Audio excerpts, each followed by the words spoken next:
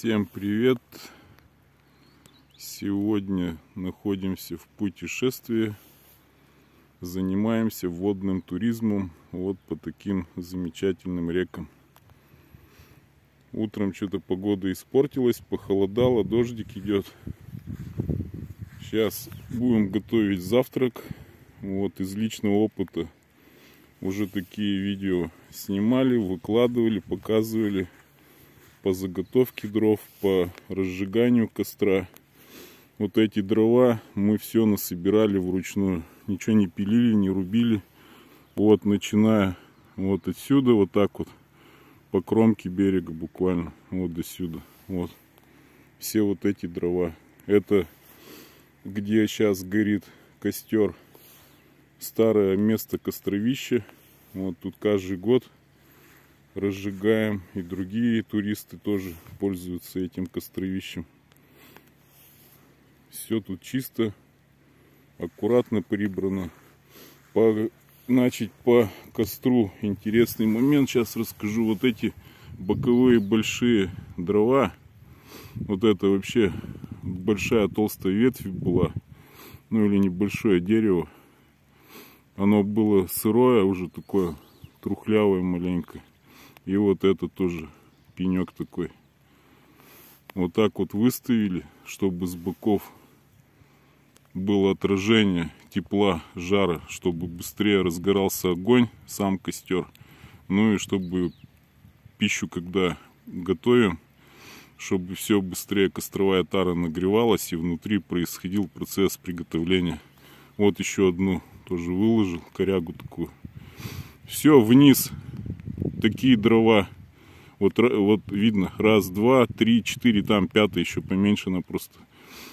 Вниз выкладываем, потом сверху я сделал бумагу, чуть-чуть там с берестой, с маленькими кусочками, и уже поверх бумаги дрова, которые потоньше. Вот такая фракция, быстро которая разгорается. Вот они прогорают, когда воспламеняют вот эти нижние, которые на земле лежат. Все, и потом мы костровую тару ставим уже на них. То есть уголь, древесный, жидкость для розжига, ничего не используем. Вот сейчас мы будем варить суп, я покажу в дальнейшем.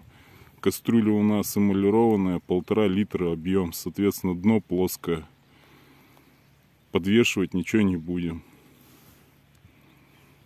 Суп у нас будет из пакета, ну типа что-то там, солянка, ну, с картофелем и луком. Вот я кастрюльку поставил, 1,5 литра объем, плоское дно, вполне устойчиво стоит. Ну чуть-чуть вот угольки, если кто будет такой способ применять, надо разравнивать, чтобы была поверхность максимально ровная. Воды налил где-то 1,2, 1,3 литра. Закипает таким образом где-то минуты за 3 примерно вода. Но мы сейчас сначала кофе сделаем, в стаканы разольем водичку горячую, а потом будем в этой же кастрюле делать супец. Все, вода вскипела, кофеек мы сделали. Вот.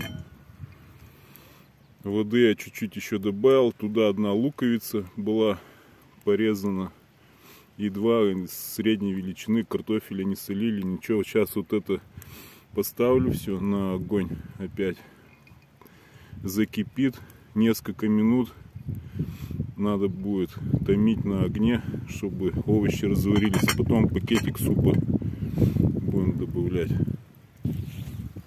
Так вот, вода у нас закипела уже в кастрюле, там уже немного лук, картофель прокипятились, то есть помягче должны стать.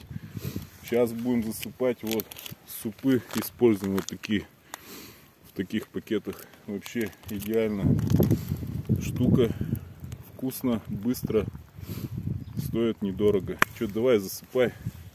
С какой стороны? Давай, с какой удобно будет. Вот. Так вот высыпали, и ложкой мы всегда размешиваем.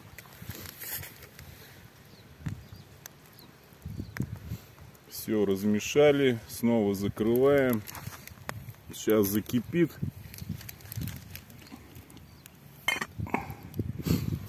И минут 7-10. И будет супец готов. Вот у нас костровая тара. Все ровненько стоит, как я ее выставил, показывал. Так она и стоит. Ну что, суп харчо уже по времени должен быть готов.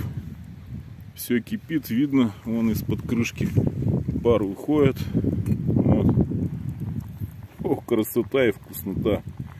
Так что вот такие супчики. Ну, иногда мы еще добавляем туда тушенку. Сегодня сделали бутерброды, поэтому тушенка нам не пригодилась.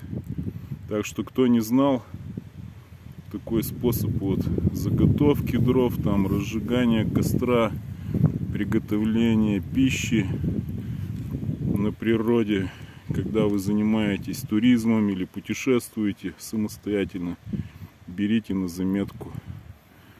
На этом все. Всем пока, удачи, берегите себя.